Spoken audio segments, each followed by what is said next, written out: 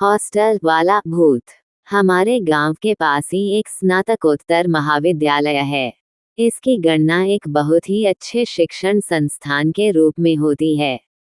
दूर दूर से बच्चे यहाँ शिक्षा ग्रहण के लिए आते हैं। 7-8 साल पहले की बात है। बिहार का एक लड़का यहाँ हॉस्टल में रहकर पढ़ाई करता था। वह बहुत ही मेधावी और मिलनसार था। हॉस्टल में उसके साथ रहने वाले अन्य बच्चे उसे पुष्पा भाई किया करते थे। एक बार की बात है कि वह अपने बड़े भाई की शादी में सम्मिलित होने के लिए 15 दिन के लिए गांव गया।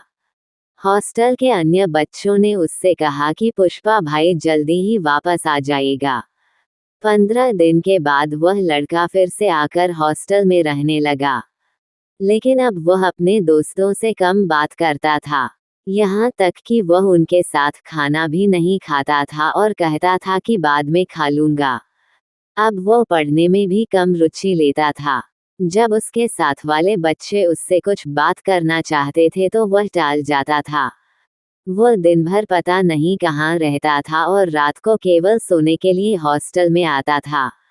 घर से हॉस्टल में आए उसे अभी 1 हफ्ते ही हुए थे कि एक दिन उसके कुछ घरवाले हॉस्टल में आए। सबके चेहरे उदासीन थे। एक लड़का उन लोगों से बोल पड़ा कि पुष्पा भाई तो अभी हैं नहीं, वे तो केवल रात को सोने आते हैं।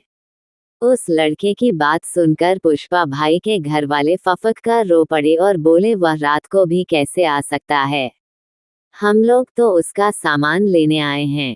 अब वो नहीं रहा। हॉस्टल से जाने के 2 दिन बाद ही वह मोटरसाइकिल से एक रिश्तेदार के वहां जा रहा था। उसकी मोटरसाइकिल एक तेज आती ट्रक से टकरा गई थी और वह ऑन स्पॉट ही काल के गाल में समा गया था।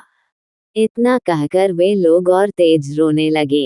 हॉस्टल के जो बच्चे ये बात सुन रहे थे उन्हें ठकुआ मार गया था और उनके रोए खड़े हो गए थे। वे बार बार यही सोच रहे थे कि रात को जो लड़का उनके पास सोता था या जिसे वे देखते थे, क्या वह पुष्पाराज का भूत था। खैर, उस दिन के बाद पुष्पा भाई का भूत फिर कभी सोने के लिए हॉस्टल में नहीं आया, पर कई महीनों तक हॉस्टल के सारे बच्चे खौफ में जीते रहे और पुष्पा भाई के रहने वाले कमरे में ताला लटकता रहा। लोग कहते रहे कि पुष्पा भाई को अपने हॉस्टल से बहुत ही लगाव था, इसलिए स्वर्गीय होने के बाद भी वे हॉस्टल का मोह छोड़ न सके। कहते हैं आज भी जो बच्चे दुबे भाई के भूत के साथ सोते थे डरे सहमे ही रहते हैं। ये घटना सही है या गलत, यह मैं नहीं कह सकता, क्योंकि मैंने ये